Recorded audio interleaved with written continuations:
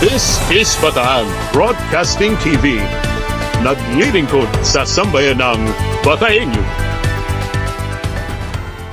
Magandang araw po sa inyong lahat. Ako po si Mike Sigaral. At ito po si Ate Selly Soriano. At syempre, welcome po sa ating programang Dateline Bataan. Hoy, kapatid, kumusta na? Eto, marami nang nagte-text, marami nang nagsasabi na maganda yung ating bagong platform ngayon. And of course, napapanood niyo po kami sa Bataan Broadcasting TV or yung ating BBTV, Bataan TV. Ha? Yes. And of course, mapapanood nyo kami hindi lang sa Facebook, kundi maging sa YouTube. Yes. Sa i-announce natin yung ating official YouTube page o Yes, YouTube channel. And we hope to, tawag dito, subaybayan nila yung ating programa. I-follow nila, no? Dateline Bataan. Even subscribe, di ba? Makikita na nila sa graphics natin. Sa mga susunod na sa kapag na-edit na ito nating programa, sister. Yes. Pero for the meantime, ang date po natin ngayon ay September 27. Ngayon po ay Friday. Wow, ilang days na lang. Ilang days na lang ba? Yung paborito naming araw ni Ate Seni. 4 na araw. Ilang araw na lang? Yung filing, You're talking of filing of certificates of Kasi mag-i-start po yan October 1 hanggang October 8. Yan, dyan sila busy ngayon. Yan sila busy ngayon. At good luck po sa ating mga kakandidato. Ngayon, kabi-kabila yung sinatawag, yung mga candidates sa forum o yung conference, yung kanya, nagbubuo sila ng kanilang line-up. Line-up ng mga... Iba, tapos na eh. No? At maaaring nabigyan na sila ng orientation, samantalang iba, medyo hinuhuli dahil mukhang pinapalis pa nila o ini-screen. Hindi talagang makakasama. On a national level, kahapon ay in-announce na officially para sa ating national news. Kahapon ay in-announce na ni Pangulong Ferdinand Bongbong Marcos Jr. yung kanyang official 12 senatorial candidates ng administrasyon para sa 2025 elections. Sige nga, Kuya Mike. Natawa ko sa'yo nung doon sa isang group chat natin ay... huwag sabihin. Parang iba yung reaction ni Ate Seni Soriano, Pero basahin natin. Namimili ako talaga. Meron ng At yan din ang sinasabi natin sa ating mga nanonood, nakikinig, na yung ating mga kandidato, pag nakita nyo, yun na. Ay, tingnan nyo naman ano ang nagawa, ano ang pwedeng gawin at magagawa pa. Yes. Yun ang ating sinasabi sa ating mga botante ngayon na maging matalino sa pagboto. Hindi yung komo, sikat lang, kilala nyo. Ayun na agad yung iboboto nyo, sister.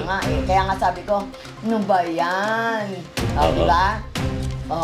Sa ating tapos na ang iyong national news? Hindi ko pa nga naisa-isa yung 12 candidates Hihintay nila yung 12 senatorial slates na yan Pangulong Ferdinand Marcos Jr.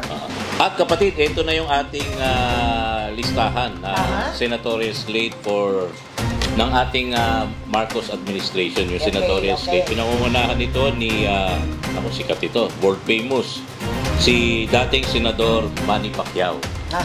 Number 1. In any order naman to. Dalawa ang ating kasalukuyang DILG Secretary, si Secretary Benhar Abalos. Ito yung tatlong unang binanggit ko, ito yung partido, kabilang sa Partido Federal ng Pilipinas. Iba't ibang party siya Yung sa Nacionalista Party naman ay kinabibilangan ito ni Senator Pia Cayetano, Senator Amy Marcos, at yung ating Deputy Speaker na si Camille Villar. Nasabi ko na yung first 6, yung unang 6. Mula naman sa Lakas CMD, sister. Itong sina Senator Bong Revilla at si Congressman Erwin Tulfo. Mula naman sa Nationalist Party Coalition o NPC. Hindi National Power Corporation. Nationalist Party Coalition, ito ay kinabibilangan naman nila ex-Senate President Vicente Tito Soto III, Senator Lito Lapid, at si ex-Senator Panfilo Lacson, at panghuli itong si kasalukuyang mayor ng Makati, si Senator or si Mayor Abby Binay. So yan yung 12 senatorial slate for 2025 elections ng Marcos administration. Inano siya kahapon. Yan yata yung malalaki ang advertisement sa GMA, di ba? Hindi lang sa mga major TV channels. Si Villar. Yan, nakikita natin yan. Si Benhur Abalos. Yan, yan. Lalong sumikat yan nung... Hindi ba binanggit si Tolentino? Di ba kasama rin siya? Hindi, ito lang eh. Ay, gano'n. Ito lang, Parang hindi lang na. Hindi, si yata tawag dito. Si Tolentino, may ano pa siya. Di ba? Tama ba? May? Hindi pa siya kasama. Ito yung listahan yun. Oo, dahil anim-anim eh. Anim-anim. So, yan yung 12 senatorial slate. So, siguro alam na rin ng mga ating mga nanonood kung sino-sino yung mga tatakbong... Ulitin natin ex-Senator Manny Pacquiao, DILG Secretary Benhur Abalos, Senator Francis Tolentino. Hindi ko pala nabasa kanina. Ito pala. Kita mo? Nalampasan ko. Senator Francis Tolentino, Senator Pia Cayetano, Senator Amy Marcos, Deputy Speaker Camille Villar, Lakas CMD Senator Bong Revilla, Congressman Erwin Tulfo, yan yung Lakas CMD, at Nationalist Party Coalition, ex-Senate President Tito Soto, Senator Lito Lapid, ex-Senator Panfilo Lacson, at Makati Mayor Abby Binay. So yan yung official lineup ng 12 senatorial slate for 2025 elections ng Marcos administration. Yun, no? Okay. Kaya siguro nag-iisip na yung ating mga nanonood, sino yung pipiliin nila. Susunod na broadcast natin, i-announce naman natin yung iba pang kandidato for senators na... Siyempre, yung mga oposisyon. Siyempre, sa oposisyon. Mukhang marami. Marami. Hindi pa nabanggit dito yung isang dating dumalaw dito last week. Si Agri Party List Wilbert Lee. Representative or Party List Representative Wilbert Kong Manoy Lee. Ng Action Demokratiko. Hopefully one day maging guest natin siya dito sa studio or kahit via Zoom, via video conference. Kasi pinangako niya na babalik siya ng Bataan, kaya makikita niyo uli siya dito sa atin. Okay. So, ngayon ay dadako na tayo sa ating local news. Yan ang hinihintay nila, di ba? Alam mo bang 4 days to go na lang, magkakaroon na ng yung magaganap na ang taunang Kasinagan Festival sa Bayan ng Pilar. Sa Bayan ng Pilar. Kaya todo ang paghahanda nila dahil may kanya-kanyang komite, no? Na sa darating na October 12, no? Meron silang kapistahan ng patron Nuestro Señora del Pilar, no? Ang team ng kanilang Kasinagan Festival ay Inang Mahal, Pasasalamat ng Buong Bayan. Narito ang kauna-unang activity na magaganap sa October 2. No, yung kainan sa Gedli. Gusto natin yan, kainan sa Gedli. No, lahat ng putahe doon or mga paninda ay... natitikman natin. Diba? Titikman natin. At i-charge natin kanino? Sa Mayor. Doon. No, ang kainan sa Gedli ay magsisimula ng October 2 and it will run hanggang October 5. No? Also, sa October 3 ay meron ng isang masayang pasiklaban, no? Yung pagsasayaw sa kalye o street dancing. Wow, gusto ko yan. No, yan. Yung indak sa kalye. Siguro lahat ng barangay yan, meron silang. Oo, meron silang mga grupo. Hindi, ito ay parang open din sa mga kabataan na gustong sumali, no? Okay. Na may mga kabataang Bataeñon may edad na 13 hanggang 20. Naku, hindi na ako pwede dyan. Hindi ba 20 ka pa lang? Hanggang Hanggang 20. Pero kinakailangan ng 10 miyembro. Kaya yung mga nais na tumali dito sa Indak Kabataan, no? O Indak sa Kalye. Ito ay open sa lahat ng kabataang Bataeño na may edad na 13 pataas. So kailangan may miyembro sila ng 10, pero yung kalahati kailangan taga sila mismo. Yes. Yung iba, pwedeng hindi na. At ang pinakahihintay ng marami, Kuya Mike, yung Motor Show. Yan, no? Nako! Yung mga nagaganda Yung sa mga, sakyan niya. yung mga enthusiast sa sasakyan. Mhm. No, magaganap ito sa October 4, 2024. Malay mo, habang may motor show, manood yung manager natin na si Manager Mercy at si Oo. Boss Ray Gonzales. Malay mo, Yung may magustuhan silang kotse doon. O kaya, pwede Ha? silang, yung may maganda silang kotse, Oo, isali pwede nila pala. doon. Oo. Yun. No? Yung mga race car, di ba? Yan, oo. Particularly si Archie. May Yes. ganyan. Oo. Sayang wala na si Archie, no? Nandito pa. Tapos, aamin pa siya nasa... sa October 4. Okay. Yan, no? At ang job fair naman ay gaganapin sa October 9 na inihanda ng Public Employment Service Office of O, yung mga Quezon. walang trabaho dyan. Yan, oo. Nakataon nyo na. Oh, ito na ang pagkakataon at nag-aayaya sila ng mga local employers, Yan. mga overseas employment, at mga establishmento mismo sa bayan ng Pilar kung nais makilahok sa nasabing job fair. Hindi pa binanggit dyan kung ilang mga employers ang sasali. Oo. At Dahil kung ilang ano pa mga lang nila. job openings ang bubuksan. Oo. At inaasang lalo pang magiging masaya ang kanilang listahan. Handa na sa mga kasali sa sorpresa ni Mayor Charlie Pizarro. Ako, ano kaya Alam mo sorpresa naman ni yun, Mayor? ano? Ha? Yung mga artistang mga gwapo at magaganda. Kailangan mapasama tayo doon sa ano.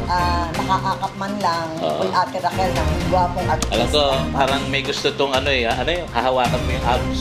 Oo. Gaganapin mo. Yan.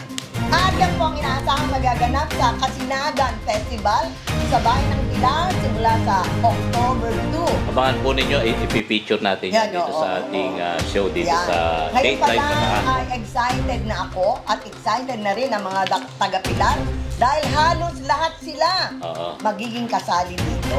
Bukod kila Manager Mercy and Boss Ray, ay Oo. sasama natin yung isa pang kaibigan natin. Yes. Yung taga Sentais pa Oo, ngayon. yan. Oo, dahil mahilig din sa sasakyan niya. Si Ate Raquel de Guzman. Yung sabi mo, tahimik na. Dahil nabanggit ko yung Sentais pa, Ate Raquel, may utang ka. Oo. Okay. Yung susunod naman natin local news, sister, itong naganap kamakailan. Ito lang. Yung Global Blockchain Congress 2024 dito sa Bataan. Nakatakdang itaas ng Department of Information and Communications Technology o DICT ang Pilipinas sa pandaigdigang entablado ng blockchain sa pamamagitan nitong Global Blockchain Congress na nagsimula nitong September 24 sa Bataan People Center, Balanga City. Ang dalawang araw na kaganapan ay may temang The Philippines Gateway to Blockchain Excellence. Yes. At umabot ito hanggang September 25, dalawang araw. Pinangunahan ng DICT ang inisyatibong ito, katuwang ang Blockchain Council of the Philippines o BCP at ang pamahalang panlalawigan ng Bataan. Siyempre sa pangunguna ni Bataan Governor Joet Garcia. Yes. Oo. Ang Global Blockchain Congress ay bahagi ng PBWX Roadshow Series na inorganisa ng Philippine Blockchain Week upang itaguyod ang hinaharap ng blockchain innovation sa bansa. Ayon kay DICT Undersecretary for ICT Industry Development, Josel Batapas Sique, ang layunin ng Kongreso ay hindi lamang upang yakapin ang teknolohiya ng blockchain, kundi upang pagsama-samahin ang mga eksperto at tagapagtaguyod ng industriya. Higit pa sa pagtanggap ng blockchain technology ang inisyatibong ito. Dayunin nito na ipunin ang mga nangungunang eksperto upang bumuo ng mga plano kung paano magagamit ng Pilipinas ang digital na teknolohiya sa hinaharap. At ang Bataan daw ay nagsisilbing blockchain hub. Ang Bataan na nakilala bilang bagong sentro ng blockchain na technology sa bansa, ang napiling lugar para sa makasaysayang kongresong ito. At bunsod na mga kamakailang batas na naglalayong palakasin ang digital economy, hinirang ang Bataan bilang isa sa mga pangunahing isa sa mga pangunahing rehiyon na tututok sa pagbuo ng digital currency at blockchain innovation. Ang mga lokal na tagapagpatupad ng batas at aktibong tumutulong sa pagsubaybay at pagpapaunlad ng industriya. So, tututukan natin ito, sister. Yes, oo. Yung mga susunod na mga activities dito Kaya sa lang, Bataan alam nyo, na may kahit- kinalaman sa blockchain. Maraming nagsasabi na yung daw blockchain, Kuya Mike, para sa marunong at kabataan lamang. No? Kagaya nga ng sinabi ni Governor Jonet Garcia. May warning na siya, di ba? Kahit siya, sabi niya pinag-aaralan niyang mabuti Oo. kung ano yung blockchain. So, yun nga daw yung Tapos, purpose. ang warning niya, Oo. doon sa cryptocurrency. Lalo na yan. Doon, sa crypto. Cryptocurrency, tapos Bitcoin. Kasi doon daw maraming nabubuong scam. In short, ang ibig niya sabihin, huwag basta-basta mag-i-invest. Yes. Lalo, Oo. hindi mo... Although, ito na yung mangyayaring mga kaganapan sa mga susunod na henerasyon, di ba? Oo. Dahil digital na tayo, digital world na. Mhm. Yun nga lang, ingat dahil pag hindi ka marunong, mai-scam tayo dyan. Okay. Sunod na local news. Ang susunod na local news, bagamat ito, Kuya Mike, ay nangyari na, no? Pero nais kong iparating sa kanila na ipinagdiwang na ang ikalimang taong anibersaryo ng ina ng Hermosa. Uy, Ano ba yung ina ng Hermosa? Ito ay pinamumunuan ni Mayora Ann Adorable Inton. in short, yan yung women's group sa bayan ng Hermosa. Yes, no? Yan ang Alam bang 2 araw na ingranding selebrasyon ang ginanap nila para sa pagdiriwang ng ina ng Hermosa Oo. sa pamumuno ni Attorney Adorable Inton. 2 grupo, 2 cluster ng grupo dahil gusto nila masakop lahat ang kababaihan sa mga barangay sa bayan ng Hermosa. Okay. Ayon kay Attorney Adorable Inton, napakarami na nilang ginawang serbisyo kasama ang mga kababaihan sa loob ng 5 taon at nais niyang ipagpatuloy ang pagbibigay ng inspirasyon at lakas sa mga kababaihan sa kanilang bayan, dahil hindi nais niyang ipadama sa lahat ng mga kababaihan sa Hermosa na sila ay pinahahalagahan, minamahal at patuloy na kinakalinga. Nakiisa ang pamahalang bayan ng Hermosa sa pagdiriwang na ito sa pangunguna ni Mayor Jopet Inton at mga sangkuyang bayan members sa pangunguna ni Vice Mayor Patrick Relyosa. No? Nagkaroon ng maraming artista sila Si Joshua Zamora at saka yung isa pa yung parang Jay Arcilla. No? Na lalong nagpasigla sa mga kaganapan o pagdiriwang. Siyempre, merong mga raffle of prizes na napakarami. At siyempre, merong ibinigay na mga bigas at groceries sa lahat ng kababaihan na sumali sa nasabing pagdiriwang ng ina ng Hermosa. So yung mga nabigyan dyan, yung mga miyembro ng ina ng Hermosa. Yes, oo. Tuwan-tuwa sila. Oo. Ang saya nila nung araw na yun. Dahil halos 2 araw yun, dahil nga 2 grupo ng clustered barangay ang ginawa nila Mayora Inton. Para nga daw lahat ng kababaihan sa bayan ng Hermosa ay makadalo. Si Mayora Ann. Yes. Pag sinabing Mayora, ibig sabihin, susunod na mayor Susunod na mayor ng na yan, Hermosa. oo. Yan, Yamay. Ang susunod na local news na talagang masisiyahan din kayo. Ito ay ang pagdalaw ng JBR Foundation para tulungan ang mga magsasaka at underprivileged tricycle driver sa bayan ng Pilar. Wow! No? Yung grupo ng mga opisyales ng JBR, no, ay binisita ang opisina ni Mayor Charlie Pizarro ng bayan ng Pilar na para makatulong ang pundasyon sa mga marginalized farmers and underprivileged tricycle drivers sa nasabing munisipalidad, no? Para malaman natin ano ba yung JBR. Ang JBR ay tumatayo sa pangalang Jose D. Del Rosario Foundation, no? Headed by Ma'am Gina Bulanghagi, Executive Director, at si Ma'am Maria Paz Christine R. Manglapus, Deputy Executive Director, kasama si Ma'am Aileen Canlas Gigante, Tri-Motors Regulatory and Public Affairs Head, at ang kanyang Senior Program Manager na si Ma'am Christine Roque at iba pang opisyal ng K-Serbico. Sila ay nagtungo sa bayan ng Pilar para magkaroon ng dialogue o talakayan para papaano matutulungan ng nasabing foundation ang mga magsasaka sa bayan ng Pilar, gayon din ang mga underprivileged tricycle drivers. Sa bayan ng Pilar, sa mga magsasaka ay ini-offer na tulong din nila Ma'am Gina o ng JBR Foundation ang pagkakaroon nila ng mini cargo truck. No? Ito ay ibibigay sa kanila, pero ang magmo-monitor ay ang K-Serbico. Nahuhulugan nila ng walang interes sa loob ng 3 taon. Malaking bagay yan sa mga farmers. Oo.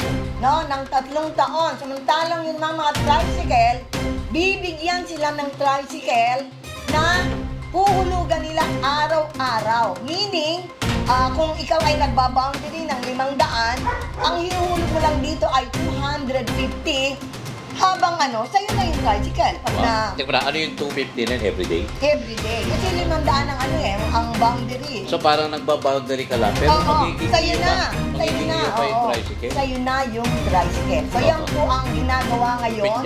Diba? Napakaganda. Halos lahat ng munisipyo malaman ng ganitong tulong ng JBR Foundation, nais nila. Pero kailangan po, matapos muna natin ang sa bayan ng Pilar, makita natin kung paano ginawa ito at nakabayad, no, yung lahat ng ating mga farmers at saka yung mga tricycle drivers na walang problema bago tayo lilipat sa susunod na munisipyo. Sana mabiyayaan din yan yung ibang bayan. Ha? Oo. After niya, magandang isunod yan siguro yung bayan ng Baga. Ang tawag nila dun sa mini cargo truck na binibigay ay yung Saka Bayanihan. Saka Bayanihan. Oo, Magsasaka Kabuhayan Program. Samantalang yung sa tricycle drivers naman ay Tricycle Kabuhayan Program. Okay. No? Ayon kay Gina Bulanghagi, Executive Director ng JBR Foundation, sila ay nagbibigay ng oportunidad. Okay. Diba? It is a very good opportunity wherein yung mga magsasaka, makukuha nila yung sasakyan o yung mini cargo truck na hindi ka na magre-rent sa iba. Sa'yo na. At yung kita mo sa iyong sakahan, yun ang ibabayad mo. Maliit lang dahil 3 taon pero walang interest. Walang pinag-iba sa uupahan ng bahay. Yes, rent to own. So makikinabang dito yung mga kaibigan nating magsasaka at mga tricycle driver. Oo. Yan ang sa tricycle, ang ibibigay ay Tri-Motors, the Bajaj Maxima Realty for Toda o tricycle drivers. Yun. Yan po ang magandang opportunity na ibinibigay ng JBR Foundation, ng Tri-Motors Corporation, kasama ang Serbico at iba pang ng JBR para sa mga magsasaka at tricycle drivers sa bayan ng Pilar. And mula naman sa bayan ng Pilar, dumako naman tayo sa Subic Bay Freeport Zone. Yan, oo. Alam mo ba na itong Subic Bay Metropolitan Authority o SBMA ay naglabas ng 204.7 million. Wow! Ito ay para sa 8 kalapit na mga local government units o LGU sa unang kalahati o yung first half of 2024. Sali ang Bataan dyan. Yes, of course. Ipinamahagi ng Subic Bay Metropolitan Authority o SBMA ang kabuuang 204.7 million pesos. Sister, bahagi ng kita para o yung tinatawag na revenue shares, bahagi ng kita para sa 8 kalapit na lokal na pamahalaan o LGUs na nakapaligid sa Subic Bay Freeport Zone. Ang nasabing halaga ay bahagi ng 5%, 5% na corporate tax na binayaran ng mga rehistradong negosyo o yung mga locators sa loob ng Freeport mula January hanggang June 2024 sa Elisoviano. Ang pamahagi ng mga kita ay pinangunahan ni Attorney Ramon Agregado. Siya yung Senior Deputy Administrator for Support Services sa ngalan ni SBMA Chairman at Administrator. Ang kabuuang halaga ng kita ay para sa unang kalahati ng taon ay bahagyang mas mataas.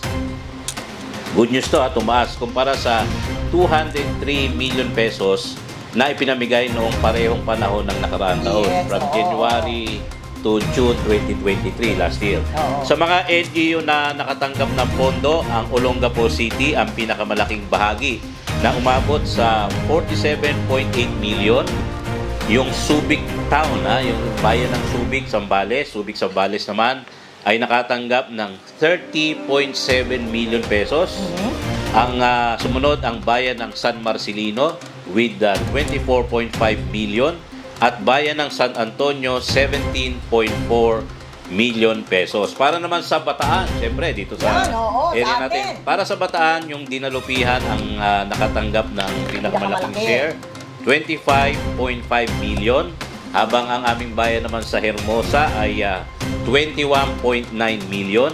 At ang bayan ng Morong, bayan ng Morong, 8.1 million pesos. Nakalimutan natin kanina yung bayan ng Castillejo sa Sambales ito ay nakakuha naman ng 18.6 million pesos. Ang alokasyon ng mga pondo ay nakabatay sa populasyon, 50%, lawak ng lupa o yung land area, 25%, at pantay na bahagi, 25%. Dahil dito, ang Olongapo City ang tumanggap ng pinakamalaking pondo dahil sa laki ng populasyon nito na umabot sa 206,317 ayon sa nagdaang census noong 2020. Ng mga revenue shares ay inilalabas o ipinamamahagi 2 beses sa isang taon, tuwing Agosto para sa unang semestre at Pebrero para sa ikalawang semestre. Kapatid? Yes, no? Susunod naman, may isang tayong balita o last na to? Last na muna? Huwag muna. Nag-usap. Ano na lang yung part na yun, ano? So, kapatid, kaunting, baka may babatiin ka sa greetings portion tayo kahit sa... Si bang nag-birthday si Barangay Captain Al Balan. Ang presidente ng Association of Barangay Captains ng Bataan. Bayan ng Maribeles, I'm sorry. Barangay Alyon. Naano kasi nasa mataas na posisyon niya si Cap Al. Cap Al Balan, happy birthday, sir. God bless you more. Yes, At napag-uusapan, sister, yung 12 senatorial slates na binasa natin, no? Wag mo akong anuhin dyan. Sana naman ay maging tignan din natin yung sabihin natin, yung kabilang partido. Huwag kayong doon lang pumili. Napakarami itong maruhusay na mga senador pa. Hindi lamang doon sa senatorial slate ni Pangulong Marcos. Ako sabihin ko lang, napakarami pong magagaling. Yung personal choice ko, isa sa mga gusto ko dyan si Senator Tito Soto, Senator Panfilo Lacson, at tawag dito, magaling din yung ginawa niya sa Makati, si Abby Binay. Meron pala siyang mahigit na 200 plus na natulungan LGU sa nationwide. At pag meron tayong pagkakataon, di-discuss natin yung okay din si may basta ang natin maging matalino sa pagboto, lalo na sa ating mga senador. Dahil baka mamaya magsuntukan lang yan sa Senado. Buti naman. Diba? Baka mamaya kasama yan sa mga pogo. Diba? Dapat pag-aralan po natin, diba?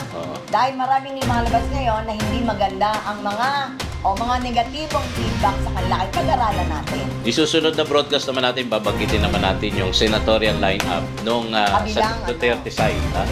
Duterte at saka meron pang ito, Marcos ito. Sila Risa Ontiveros. Sa Liberal Party, parang si lang muna, sino ba yung unang... Si Risa, si Sheldon, si Aquino.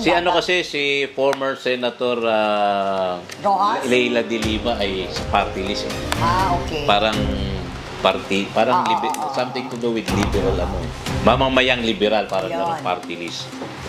Sila. So siguro sa susunod natin babanggitin natin yan. At yung sa local seat naman natin, sister, ako, sana maging rin tayo, yung para may check and balance. Yes, dapat huwag mawala yung check and balance, sister. Diba? Lalo na sa local seat. Hindi naman sa inaano natin, siyempre, kapag dito sa isang particular party, gusto nila straight cut. Huwag naman gano'n. Para magkaroon ng ito yung sarili naming opinion, diba? Para kailangan sa paglilingkod, lalo na dito, dahil hawak ka ng pondo ng, malaking pondo pinag-uusapan dito eh. So, kaya importante po yung check and balance. Yes. Sa mga susunod na broadcast natin ay tatalakayin natin yung mga kaganapan dahil starting October 1 hanggang 8 ay magpapile na po ng kanilang certificates of candidacy mula sa national position, yung ating mga senators, congressmen, party list. At dito naman sa lokal, mula sa governor, vice governor, mga bukal, mayor, vice mayor, councilor, at sana ay yung binibilit nga namin ni Ate Seni, maging matalino tayo sa ating mapanuri, sabi nga. Mapanuri, Tapos yung afternoon nga pala nito, meron tayong dadalawang isang news coverage kung saan isang partido ang manunumpa sa kanilang partido, sister. At ibabalita natin yan sa susunod. Hopefully, I guess it will be on Monday. Yes, on Monday, September 30. Wow. Tapos kinabukasan, October 1 to 8, busy na si Mike Singaran at Seni Soriano. Yes, at itong ating kaibigan behind the camera. Marami tayong gagawin, sister. Yes. And with that, pansamantala po kaming magpapaalam. Ako po ang inyong lingkod, Mike Singaran. At ito po si Ate Seni Soriano. At ito ang inyong paboritong local program dito sa Bataan, dito sa Bataan Broadcasting TV. Ito ang Dateline Bataan.